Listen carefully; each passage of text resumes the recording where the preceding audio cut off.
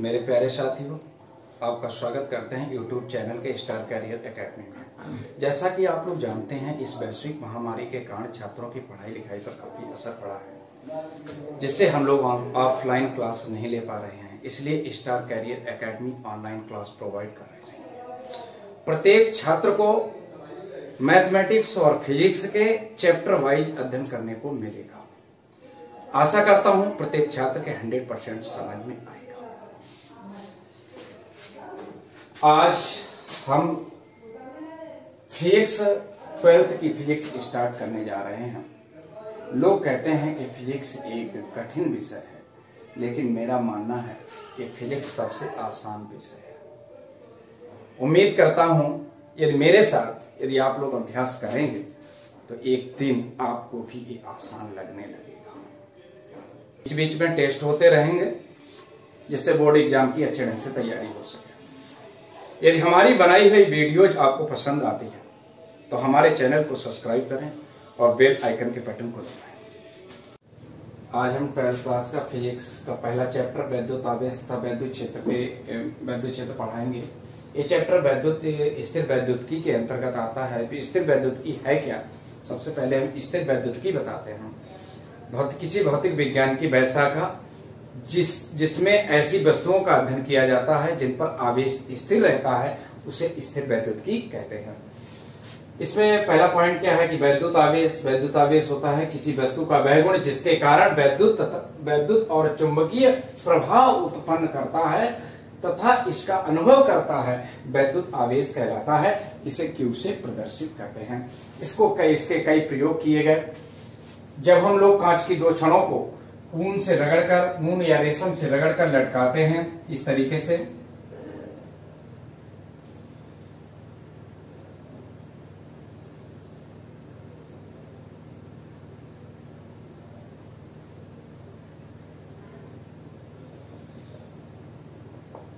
ये कांच की छड़ें हैं।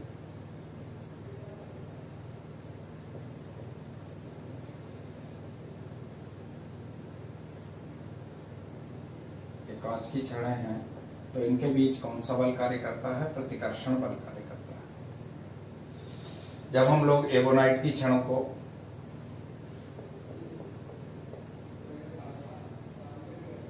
रेशम से रगड़कर लटकाते हैं,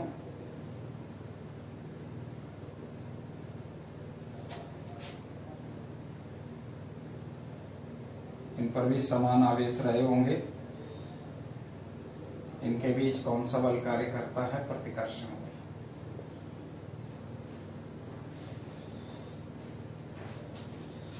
ये आपकी एबोनाइट की है, ये भी एबोनाइट की है। जब एक कांच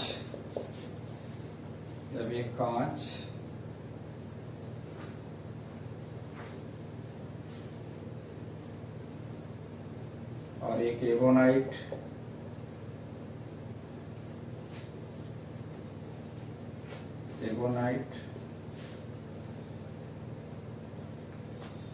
की छड़ को लटकाया जाता है, तो इनके बीच कौन सा बल कार्य करता है? आकर्षण। सन 1750 ईस्वी में बेंजामिन फ्रैंकलिन ने इन आवेशों को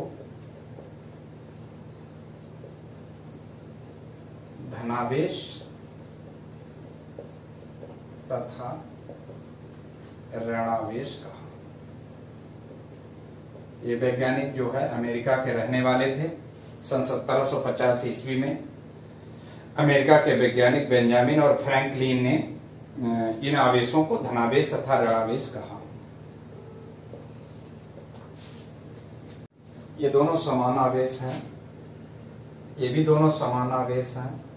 तो ये आवेश कैसे हैं? सजातीय। और सजातीय आवेश के बीच कौन सा बल कार्य करता है? प्रतिकर्षण बल। ये आपका पॉजिटिव है, ये नेगेटिव है, तो ये कैसे हैं आवेश? विजातीय आवेश हैं। इनके बीच आकर्षण बल कार्य करता है। इसे एक वस्तु से दूसरी वस्तु में स्थानांतरित किया जा सकता है।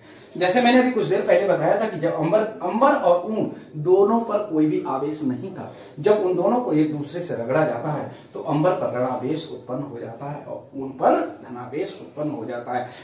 या इलेक्ट्रॉन पर कौन सा आवेश होता है? ऋणावेश। पॉजिट्रॉन पे कौन सा आवेश होता है? धनावेश। जब इलेक्ट्रॉन और पॉजिट्रॉन को पास पास ले जाते हैं तो एक दूसरे का पूर्ण विनाश कर देते हैं, अर्थात उसका कुल वैद्युत आवेश शून्य हो जाता है। उससे दो नए गामा फोटॉनों की उत्पत्ति होती है। इस प्रकार कहा जा सकता है कि आवेश को ना ही उत्पन्न किया जा सकता है, ना ही नष्ट किया जा सकता है, बल्कि इसे एक वस्तु से दूसरी वस्तु में स्थानांतरित किया जा सकता है।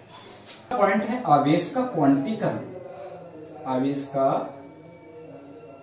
क्वांटीकरण। चलिए आवेश के क्वांटीकरण को सिखाते हैं। हम लोगों ने जानते हैं कि आवेश, इलेक्ट्रॉन का आवेश होता है 1.6 इंटू 10⁻⁹। किसी पदार्थ का आवेश होगा तो इस तरीके का होगा 1.6 इंटू 10⁻⁹, या आपका होगा 3.2 इंटू 10⁻⁹, अर्थात 4.8 इंटू 10⁻⁹, या आपका होगा 6.4 इंटू 10⁻⁹। इसी तरीके से अन्य होंगे। इसको हम लोग ऐसे लिख सकते हैं 1 इंटू 1.6 इंटू 10⁻⁹। कोई फर्क नहीं पड़ेगा क्योंकि 1.6 का बाद में मल्टीप्लाई कर देंगे तो रहेगा 1.6। 3.2 को हम लोग ऐसे लिख सकते हैं 2 इंटू 1.6 इंटू 10⁻⁹ होता है, और इसको मैं ऐसे लिख सकता हूँ 3 इंटू 1.6 इंटू 10⁻⁹। ये आवेश का मात्रक होता है कूलम। आवेश का मात्रक क्या होता है? कूलम। इसको हम लोग लिख सकते हैं 4 इंटू 1.6 इंटू 10⁻⁹। इसी तरीके से आगे भी ऐसे ही लिखते रहेंगे। हम लोग जानते हैं इलेक्ट्रॉन का आवेश होता है, इलेक्ट्रॉन का आवेश 1.6 इंटू 10⁻⁹ कूलम होता है। इसको हम लोग ई कह सकते हैं। तो ये हो गया 1e, ये हो गया 2e, और ये हो गया 3e, और ये हो गया 4, और ये वैल्यू किसकी? ई की, तो ये हो गया 4e। इसी तरीके से अगर हम एन टर्म के लिए बात करें तो ये कितना होगा? मैं किसी भी पदार्थ का, देखो आवेश की प्रकृति दो प्रकार की हो सकती है, एक धनावेश और एक ऋणावेश। हम लोग जानते हैं किसी पदार्थ का आवेश, अगर मैं जनरल टर्म की बात करूं तो प्रत्येक पदार्थ का आवेश निकाल सकता हूं इस जनरल फार्मूले से। इसे कहते हैं एनई। आवेश की प्रकृति कितने प्रकार की होती है? दो प्रकार की, एक धनावेशित और एक ऋणावेशित। इसलिए हम लोग यहाँ पर क्या लगा देंगे? Plus minus. अर्थात प्रत्येक पदार्थ की जो प्रकृति होती है वो धनावेशित भी हो सकती है और धनावेशित और ऋणावेशित होती है। मुख्य रूप से परिभाषा आवेश के क्वांटीकरण की क्या बनेगी? किसी पदार्थ का आवेश इलेक्ट्रॉन के आवेश का पूर्ण गुणज होता है। एन की वैल्यू, पूर्ण गुणज का मतलब एन की वैल्यू 1 हो सकती, 2 हो सकती, 3 हो सकती, पूर्ण वैल्यू हो सकती है। कैसी हो सकती है? पूर्ण। किसी भी इलेक्ट्रॉन के आवेश का पूर्ण गुणज क्या कहलाता है? आवेश का क्वांटीकरण कहलाता है, जिसमें एन की वैल्यू हो सकती है 1, 2, 3 और डॉट डॉट डॉट कुछ भी हो सकती है। लेकिन परंतु जो एन का जो मान है वो आपका 1.7, 0.6 इस तरीके से नहीं हो सकता। इस प्रकार होना संभव नहीं।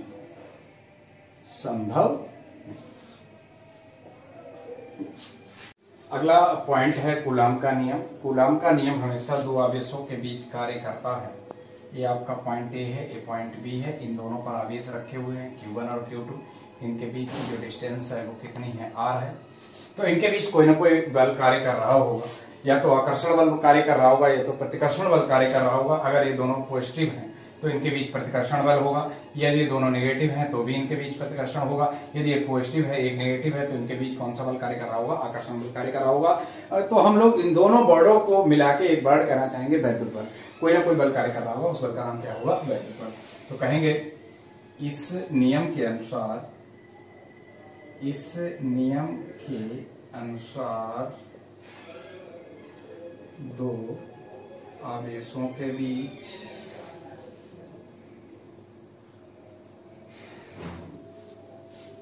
कार्य करने वाला वैद्युत बल उन दोनों आवेशों के गुणनफल के अनुक्रमानुपाती और बीच की दूरी के वर्ग के व्युत्क्रमानुपाती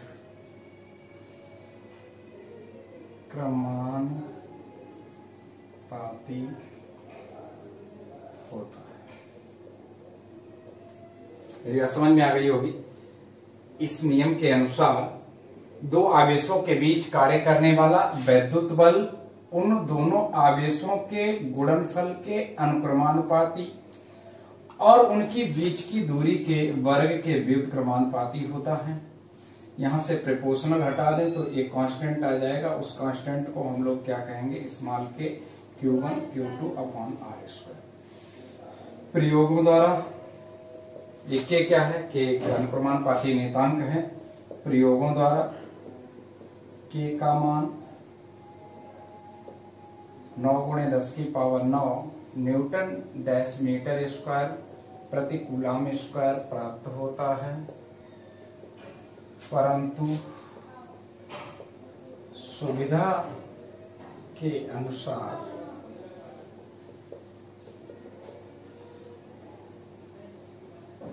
इसे 1/4πε0 के लिख दिया जाता है।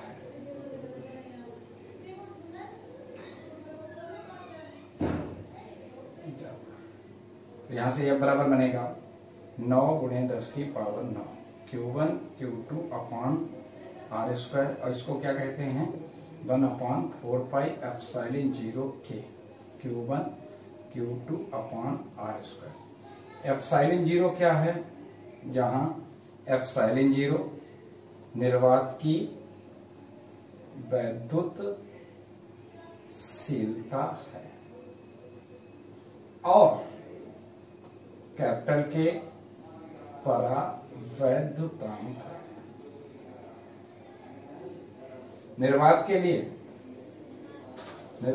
लिए कैपिटल के की वैल्यू कितनी होती है, 1 होती है। आज वैद्युत आवेश तथा वैद्युत क्षेत्र के टॉपिक में सबसे पहले मैंने आपको वैद्युत आवेश के बारे में बताया।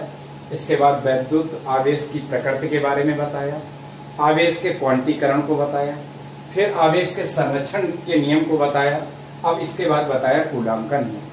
कल हम आप लोगों को बताएंगे ε0 का मान और मात्रक और विमान किस तरीके से ज्ञात करते हैं। Thank you. आज के लिए इतना ही।